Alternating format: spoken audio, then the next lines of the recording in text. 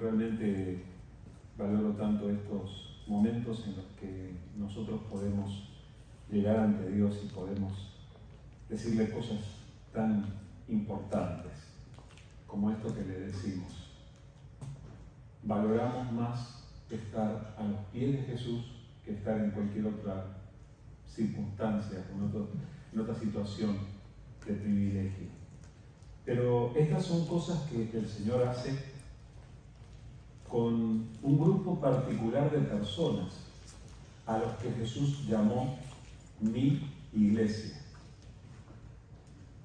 Nosotros podemos decir, somos un grupo pequeño de personas, pero sin embargo, nosotros somos la iglesia. Nosotros somos la iglesia. Ustedes habrán escuchado el término griego al que se refiere la palabra iglesia, la palabra eclesía. Y es una palabra compuesta de dos, ek quiere decir hacia afuera, y kaleo es el verbo llamar. Son los llamados hacia afuera.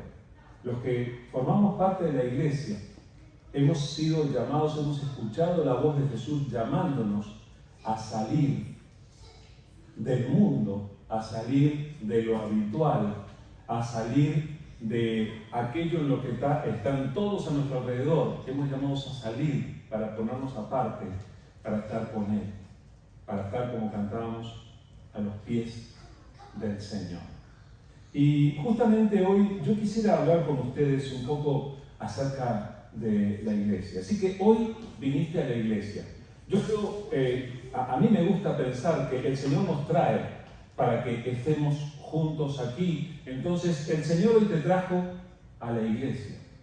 Y el Señor tiene algún propósito, ¿verdad? Nancy nos estuvo compartiendo este pasaje que yo les quiero recordar, de esto que sucedió hace tantos años con la iglesia. Estoy leyendo Hechos capítulo 2, versículos 1 al 4. Dice: cuando llegó el día de Pentecostés, estaban todos unánimes juntos. Y de repente vino del cielo un estruendo, como de un viento recio que soplaba, el cual llenó toda la casa donde estaban sentados. Y se les aparecieron lenguas repartidas como de fuego, asentándose sobre cada uno de ellos. Y fueron todos llenos del Espíritu Santo y comenzaron a hablar en otras lenguas, según el Espíritu les daba que hablasen. ¿Saben a qué corresponde esta referencia? Ustedes me van a decir, esta es la referencia del día del Pentecostés. Sí, pero en realidad este es el evento en el que la iglesia comenzó a funcionar como tal, sin la presencia física de Jesús. Hasta pocos días antes de este acontecimiento, los discípulos contaban con la presencia física de Jesús. Ustedes conocen los eventos, ¿verdad? Jesús tuvo su ministerio, un ministerio que impactó con sus enseñanzas, con sus milagros, pero finalmente el Señor fue llevado a la cruz, fue condenado y fue llevado a la cruz. Y aquellos que se habían encontrado con Jesús, que habían encontrado que Jesús era diferente a cualquier maestro, que estuvieron dispuestos a dejarlo todo con tal de seguirlo a Jesús, cuando llegó el momento del arresto, cuando llegó el momento de la condena, cuando llegó el momento de la cruz, se pueden haber sentido devastados. Nosotros nos sentimos impactados cuando algún familiar o algún ser querido, algún conocido nuestro parte. Imagínense ellos que habían dejado todo por Jesús. Pero recuerdan, al tercer día, Jesús se levantó de entre los muertos. Fueron a la tumba y la tumba estaba vacía.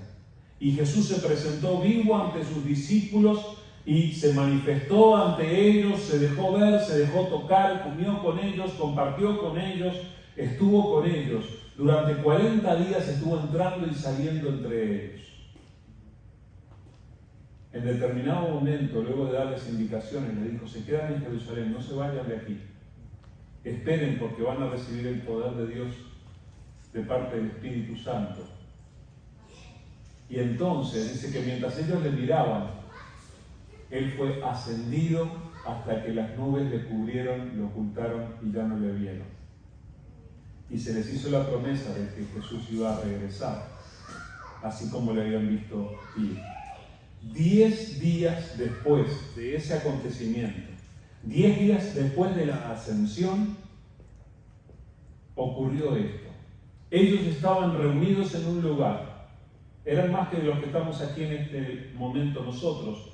Pero ustedes pueden imaginarse, ellos estaban reunidos, dice que en el lugar, en la casa donde estaban sentados, así que estaban sentados como están ustedes. ¿Pueden imaginarse si eso nos ocurriera a nosotros ahora? De repente el lugar en el que estaban reunidos recibió un estruendo, como de un viento recio.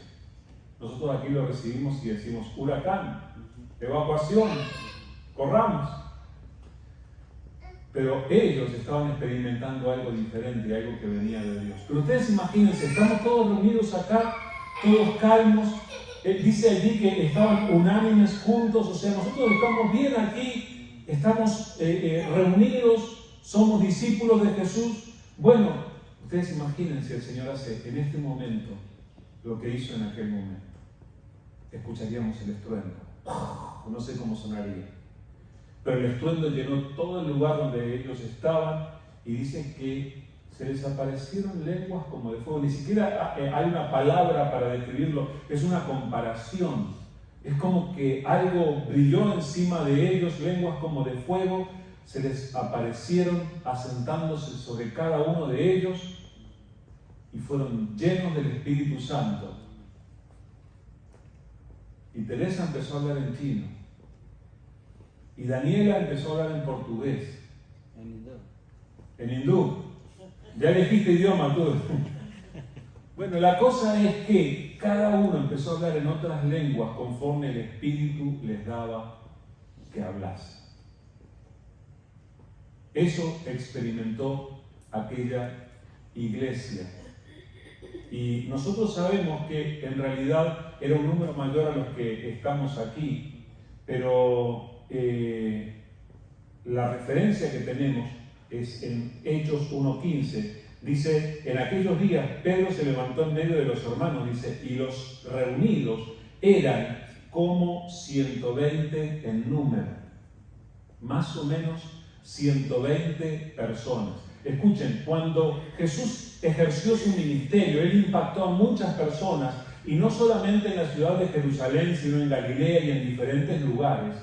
Y muchas personas fueron alcanzadas por su mensaje, pero allí en Jerusalén, de los que habían dejado todo para seguirlo a Jesús, había más o menos 120 personas. Estamos contando hombres y mujeres. Ustedes saben que contamos los 12 apóstoles, entre los cuales uno de ellos se quitó la vida, el traidor, ¿verdad? Pero 120 contando a María, contando a las mujeres que fueron al sepulcro, contando a otros discípulos. ¿Y saben dónde era que se reunían? ¿Se acuerdan que hace poco hablamos de aquel evento en el que Jesús les dijo, ustedes vayan y sigan al hombre que está cargando el cántaro de agua, síganlo hasta la casa donde va, en esa casa pregunte dónde está el lugar preparado para celebrar la Pascua? Bueno, ellos estaban quedando en el aposento alto, donde habían celebrado la última cena. Y entonces ellos tuvieron esta experiencia. Y hay veces que nosotros nos podemos quedar con, wow, qué maravillosa la experiencia, fueron llenos del Espíritu Santo, hablaron en lenguas, tuvieron el viento recio, tuvieron las lenguas como de fuego. ¿Saben una cosa? Eso puede ser considerado milagroso, sí, pero el verdadero milagro ocurrió como resultado de ese evento. Y eso es lo que queremos prestar atención hoy en día. ¿Y saben por qué estamos pensando esto? Porque yo quiero que nosotros como iglesia podamos reconocer de dónde venimos, de dónde viene la iglesia y por qué tenemos que seguir siendo la iglesia y a qué tenemos que parecernos. como iglesia. Tenemos que parecernos a ellos. Ustedes saben que estamos en el año 2022, se han pasado muchas cosas desde aquel evento hasta ahora. Y los cristianos nos hemos organizado de diferentes maneras. Y hemos establecido determinadas costumbres acerca de qué debemos hacer cuando nos reunimos y cómo debemos organizarnos. Tenemos toda una organización, pero nunca debemos olvidar cuáles fueron nuestras raíces. Nunca debemos olvidar qué es la iglesia en realidad y por qué necesitamos ser parte de la iglesia. Entonces, en primer lugar, lo que vamos a ver es que Dios es quien pone a la iglesia en movimiento. La iglesia no se lanza a sí misma. No es que vinieron Pedro y habló con Andrés y juntó a Natanael y juntos estuvieron hablando y se pusieron de acuerdo. Oigan, vamos a formar un comité de organización de la iglesia. No. Para empezar, Jesús les dijo, ustedes se quedan acá, y ellos obedecieron. Y lo que vemos allí en ese evento, cuando Dios derrama su espíritu, es a Dios proyectando a su iglesia. Hasta el día de hoy, yo sigo creyendo que es Dios quien moviliza y establece y proyecta a su iglesia.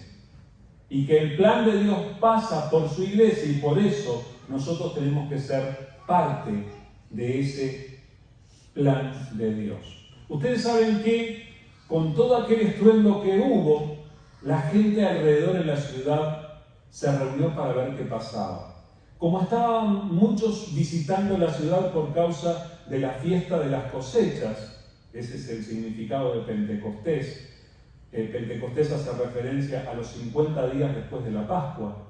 Y el hecho es que estaban todos reunidos y estaban todos en la ciudad y de repente con este ruido y con esta gente que empieza a salir de aquel aposento alto, hablando, glorificando a Dios en diferentes idiomas, la gente se reunió y empezaron a preguntarse qué ocurría y empezaron a sacar conclusiones. Algunos decían, ¿tomaron de más? Y se levantó Simón Pedro y les presentó una explicación y les basó su explicación en la palabra de Dios. Les leyó o les citó Joel capítulo 2 para explicarles lo que pasaba y les predicó un mensaje y le dijeron, ustedes crucificaron al autor de la vida.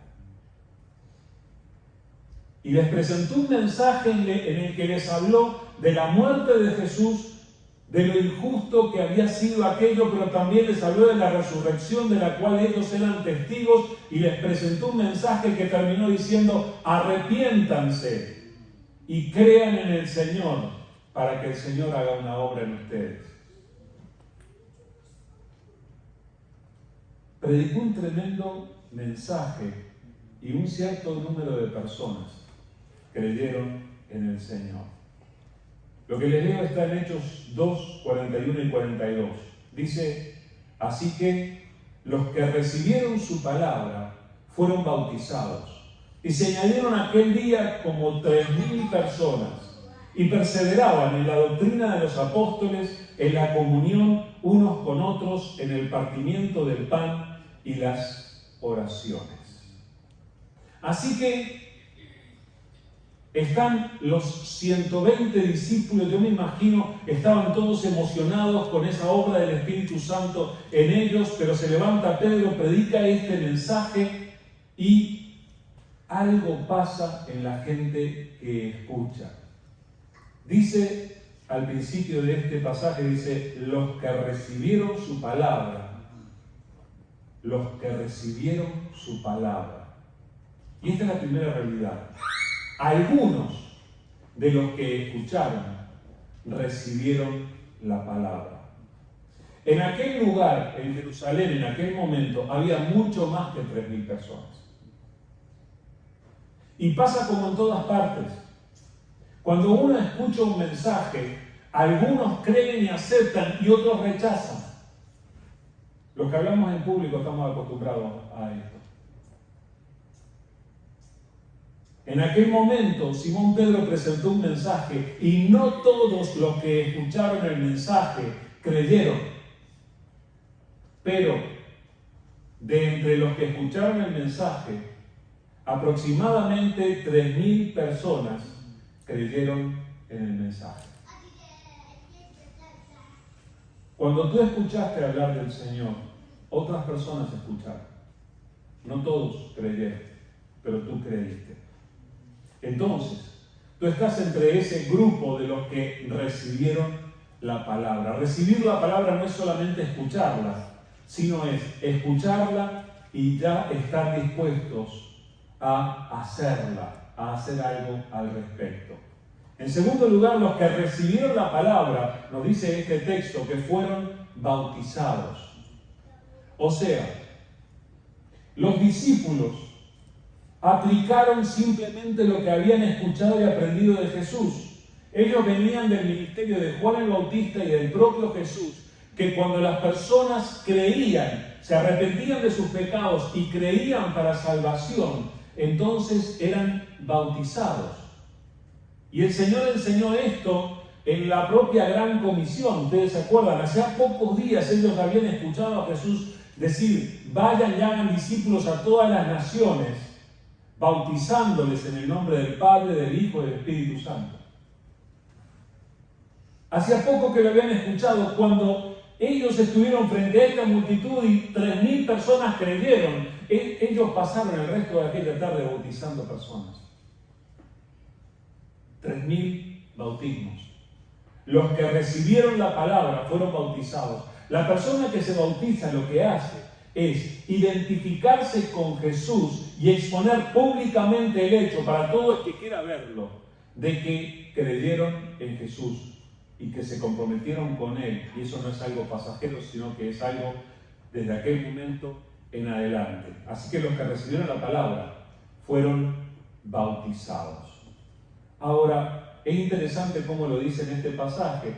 Dice que los que creyeron y fueron bautizados fueron añadidos. En este texto es recién cuando dice fueron añadidos que usa el número de personas. Fueron añadidos como 3.000 personas. ¿Qué les parece si algo especial nos pasa a nosotros? El Señor nos llena con su espíritu y algo especial, y la semana que viene tenemos 3.000 más. Nos tenemos que buscar otro lugar porque aquí no cabe. Pero imaginen lo que debe haber sido para ellos, porque dice que primero recibieron algunos la palabra, los que recibieron la palabra fueron bautizados, y estos que fueron bautizados fueron añadidos. O sea, no es que fueron bautizados y se volvieron a casa y todo siguió como antes. No es que fueron bautizados, escucharon aquel mensaje, fueron bautizados y luego nada cambió en sus vidas. A partir de ese momento, ellos fueron también de los llamados afuera. Ellos cambiaron sus vidas y se identificaron con el nuevo grupo de personas al que iban a formar parte. El verdadero milagro que se hizo aquel día, el poderoso milagro que se hizo aquel día, aparte de las lenguas de fuego y del viento recio y de las lenguas, el poderoso milagro fueron las 3.000 vidas transformadas, las vidas que fueron consagradas a Jesús a partir de ese día.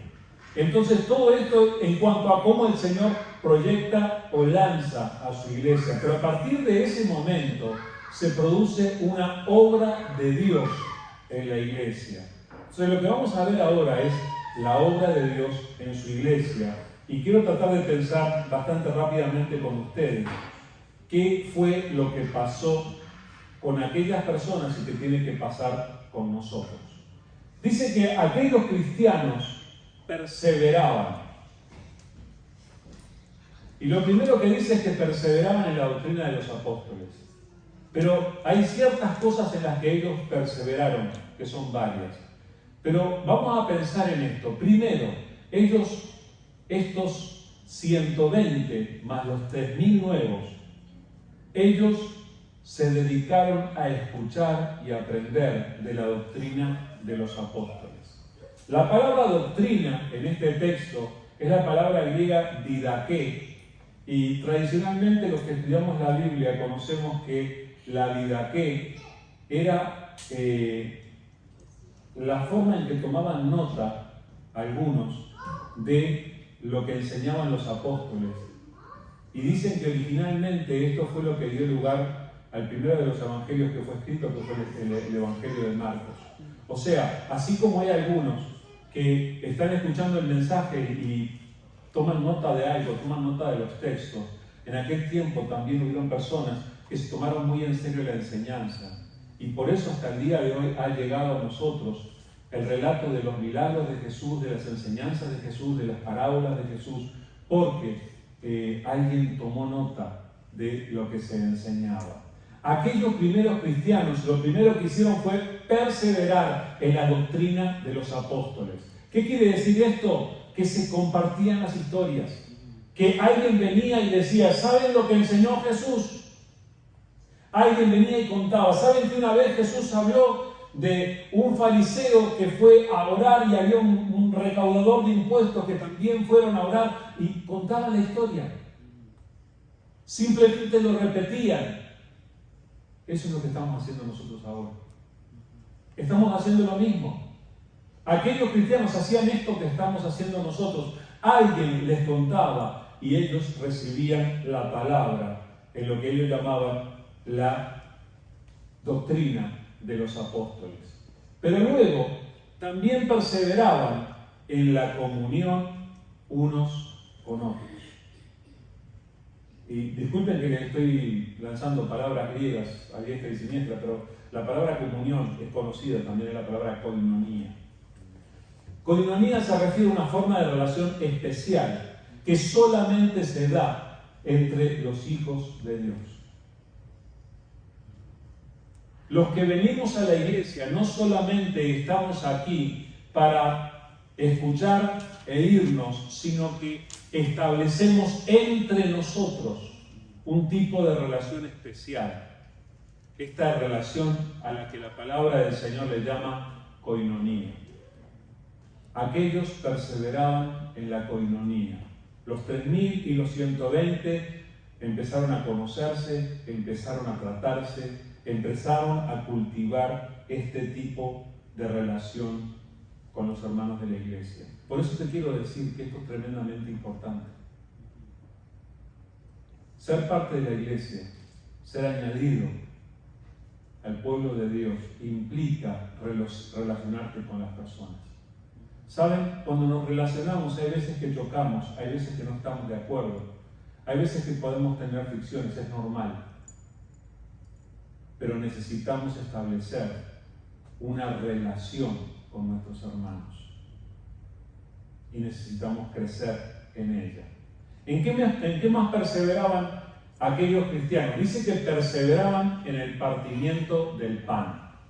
Ahora, bien lógico, ¿verdad? Es bastante lógico que si comían pan, yo les explico, es sabio, hermanos, cuando ustedes coman pan, pártanlo, por favor. Ellos participaban en el partimiento del pan. Ahora, esta participación en el partimiento del pan es una referencia a la celebración de la Cena del Señor. Aquellos discípulos se reunían y celebraban la Cena del Señor. O sea, habían establecido con Jesús una relación de obediencia, reconociéndole como Señor. Y Jesús dijo, hagan esto todas las veces que partan este pan, que coman este pan, que beban esta copa en memoria de mí. Y ellos obedecieron. O sea, estaban dispuestos a poner en práctica lo que el Señor les había enseñado. Así que ellos cultivaban la costumbre de obedecer al Señor y celebrar la Cena del Señor. Luego, lo otro que hacían y en lo que perseveraban era en las oraciones. Eran un grupo de personas que oraban. Por favor, tomen en cuenta todas estas cosas en las que ellos perseveraban. Perseveraban en la doctrina de los apóstoles, perseveraban ¿en qué más? En la comunión los unos con los otros, perseveraban en el partimiento del pan y perseveraban en las oraciones. O sea, dedicaban tiempo para orar. ¿Ustedes perseveran en las oraciones? Tenemos que perseverar en orar, hermanos, personalmente y también como iglesia, congregacionalmente. Aquellos hombres y mujeres se dedicaban a estas cosas y lo hacían regularmente, lo volvían a hacer. Es lo que también nosotros tenemos que hacer. Pero prestemos atención a lo que sigue diciendo la palabra del Señor. Dice Hechos 2:43: y sobrevino temor a toda persona, y muchas señales y muchas maravillas y señales eran hechas por los apóstoles. Fíjense que aquel evento no había quedado escondido, sino que está produciendo un impacto en la sociedad. Aquellos discípulos eran diferentes. Los líderes de la iglesia de alguna manera impactaban. Era evidente para la gente alrededor que algo especial, algo diferente estaba ocurriendo en aquel grupo de discípulos. Esto habla de que nosotros también necesitamos tener alguna clase de impacto con la gente que nos rodea. Pero sigamos leyendo, del versículo 44 en adelante. Dice: todos los que habían creído estaban juntos y tenían en común todas las cosas, y vendían sus propiedades y sus bienes y los repartían a todos según la necesidad de cada uno. Y perseverando unánimes cada día en el templo y partiendo el pan en las casas, comían juntos con alegría y sencillez de corazón, alabando a Dios y teniendo favor con todo el pueblo. Y el Señor añadía cada día a la iglesia los que habían de ser salvos. Este pasaje tiene toda una serie de otras cosas que el Señor siguió haciendo en la vida de aquellos cristianos y que nosotros tenemos que imitar de alguna manera. Sigue diciendo, por ejemplo, que todos los que habían creído estaban juntos. Ahora, interesante esto, ¿verdad? Porque yo ya pensaba, los discípulos se habían quedado en el aposento alto, donde celebraron la Pascua con Jesús, la última cena. Y estamos diciendo que los 120 estuvieron allí reunidos. Yo me imagino que eran como latinos, porque si eran americanos no cabían. Pero los 120 estaban así juntitos unos con los otros y estaban allí reunidos y estaban en comunión. Pero los 3.120 ya no cabían. Y sin embargo nos dice que estaban juntos. O sea, que ellos de alguna manera creativa buscaban la oportunidad para juntarse. No dejaban de reunirse, buscaban la oportunidad de estar juntos. Eso habla de nuestra necesidad. No dejemos de venir a la iglesia, no dejemos de participar. Y la otra característica era que no solamente estaban juntos, sino que tenían en común todas las cosas. Es muy linda tu Biblia, Everardo. Me la voy a llevar para casa esta tarde. Nancy, qué linda cartera que tienes allí. Alguien se la puede llevar. La tuya también. ¿Sí? ¿Se puede? Ellos dicen que tenían en común todas las cosas. No reclamaban posesión de lo que tenían. Un profesor de historia, cuando yo iba a la secundaria, enseñaba que la primera persona en toda la historia que separó un espacio de tierra y dijo, esto es mío, fue el primer ser humano en crear discordia. Y eso de tener una posesión puede crear discordia. Los cristianos contradijeron eso, no reclamando ser dueños de lo que tenían. Tenían en común las cosas.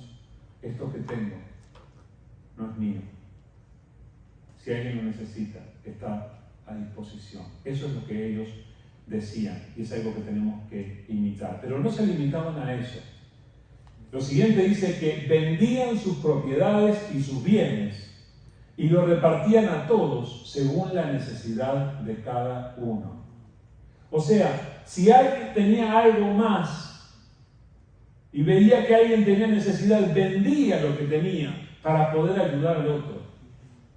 No solamente daba de lo que le sobraba, sino que de lo que tenía daba. ¿Se dan cuenta de lo que hacían estos? Ahora, ¿ustedes se piensan que alguien les dijo, vayan y vendan lo que tienen, déjense de todas esas cosas materiales, abandonen? No, espontáneamente el Espíritu de Dios estaba haciendo una obra en sus vidas y los llevaba a hacer esto. Vendían sus propiedades, sus bienes y los repartían a cada uno conforme a la necesidad. No había necesitados en el pueblo de Dios. Lo siguiente es que ellos perseveraban cada día en el templo. Qué insistentes. Hay dos cosas que se nos enseñan en este texto. Perseverando cada día en el templo, dice el texto. ¿Saben qué se nos enseña? Se nos enseña que los cristianos expresaban públicamente sus convicciones y su búsqueda de Dios. La gente se daba cuenta que ellos eran personas que iban al templo. En aquel tiempo, al principio, ellos iban al templo judío. La iglesia no tenía templo, no tenían templo propio. Y no les avergonzaba a ellos ir al templo israelita y celebrar allí su búsqueda de Dios. Simplemente era público, era conocido, no escondían a nadie el hecho de que buscaban a Dios. No eran agentes secretos de Jesús, sino que ellos celebraban su búsqueda de Dios públicamente. Y la otra verdad que se desprende de esto es que los cristianos se reunían todos los días. No se quieran imaginar, hermanos. Miren si ahora yo pongo la costumbre esta. Bueno, hermanos, a partir de hoy los espero mañana y vamos a empezar con la doctrina de los apóstoles y vamos a... Ay, no. Es que ellos no estaban tan ocupados como estamos nosotros. Ellos sintieron la necesidad y no les importaba qué día de la semana. Al principio no se dice que se reunieran solamente los domingos, se dice que se reunían todos los días.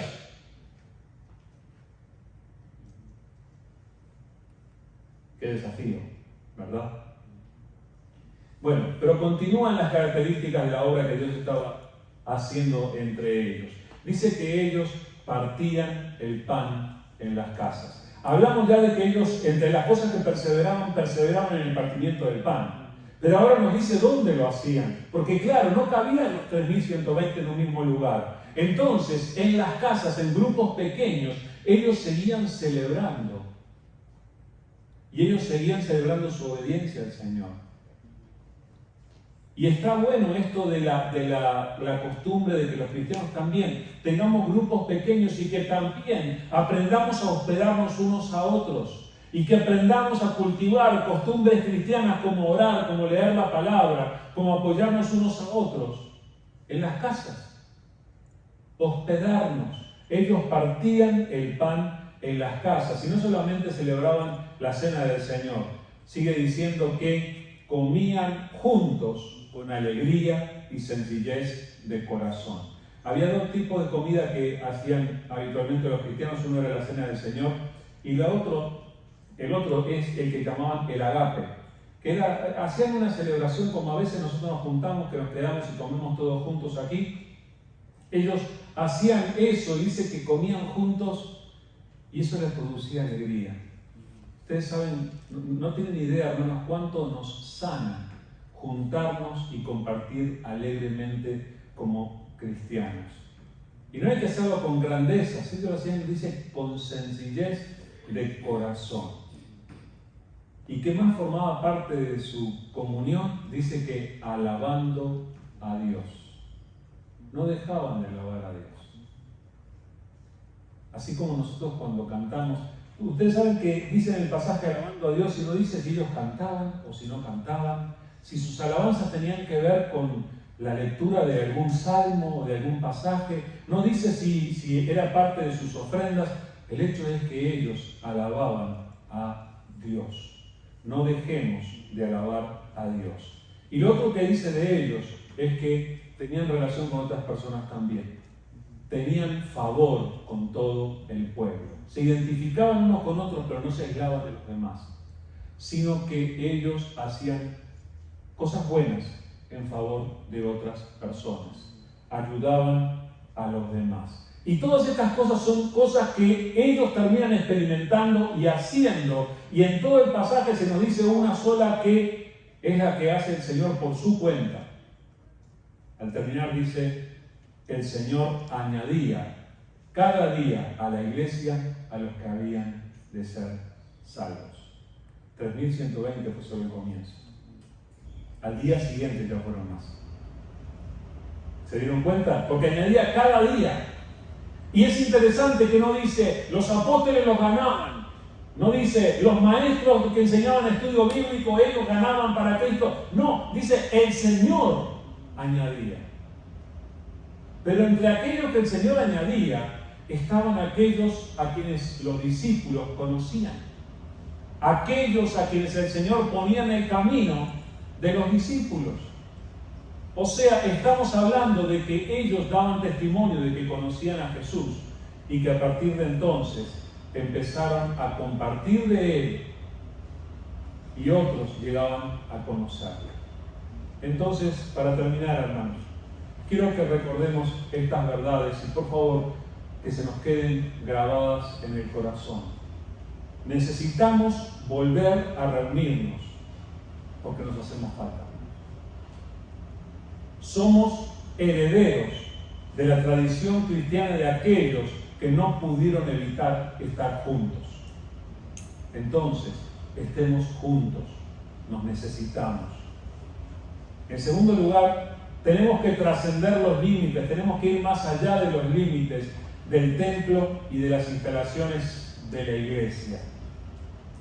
Está bien que nos reunamos acá, gracias a Dios por el espacio que Dios nos ha dado, pero que no sea el único lugar donde nosotros como cristianos nos juntamos y nos vemos cara a cara.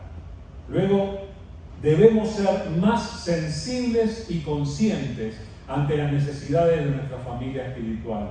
Hermanos, seamos honestos, hay veces que nosotros no conocemos la necesidad del otro, mucho menos la vamos a atender. Esto habla de que necesitamos estar más cerca, conocernos más, profundizar en nuestra relación y estar dispuestos a sacarnos lo que tenemos para ayudar al otro. Luego, no debemos dejar de alabar a Dios, y eso está bien claro. También no debemos parar de expresar públicamente nuestras convicciones, como lo hicieron aquellos cristianos. Y para terminar, tenemos que impactar, hermanos, a la comunidad que nos rodea. Es el Señor el que va a añadir a la iglesia. Pero estemos orando, hermanos, para que de alguna manera el Señor nos ayude a hacer un buen testimonio, a producir un impacto en las personas que nos rodean. Vamos a orar. Amado Dios, te damos gracias, Señor.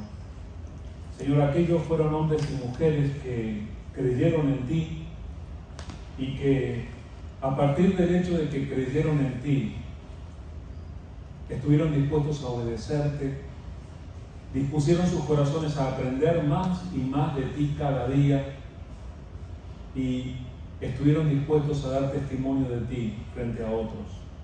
Señor, queremos ser imitadores de ellos, Señor. Queremos dejar que así como obraste en ellos, así como los llenaste del Espíritu a ellos, que también nos llenes a nosotros, Señor. Queremos rogarte, Señor, que así como ellos te experimentaron y tú añadiste a su grupo a los que habían de ser salvos, Señor, que tú también nos permitas a nosotros experimentarte y que tú añadas a las personas en las que estás obrando, Padre. Pero, Señor, úsanos a nosotros. Aquí estamos, Señor. Usa nuestras vidas, Señor. Señor, que podamos así como ellos, servirte y no poner límites. Señor, ayúdanos a ayudarnos unos a otros. Señor, nos avergüenza el hecho de que muchas veces no sabemos lo que le pasa a nuestro hermano o hermana. Ayúdanos, Señor, a interesarnos y a estar dispuestos a dar de lo que tenemos para que no le falte nada a nadie. Y que también podamos tener favor con otros y ser de bendición para otros. Gracias te damos, Señor, por tu palabra, por el ejemplo de aquellos cristianos. Y, Señor, ayúdanos a ser imitadores de ellos en todo lo que te agrade, para tu honra y para tu gloria. Señor, bendice a cada uno de mis hermanos a lo largo de esta semana. Cubre cada una de sus necesidades y dirígeles y fortaléceles en cada una de sus luchas, Señor. Que puedan encontrarse contigo y que puedan encontrar ese poder y esa sanidad que hay en ti, en la vida y en el hogar de cada uno. Y, Señor, bendice también a nuestros hermanos que no han podido llegar hoy, para que la semana que viene pronto todos podamos volver a estar juntos y podamos celebrar en tu presencia. Te damos a ti la gloria y la alabanza y nos ponemos en tus manos, Señor, en el nombre de Jesús. Amén.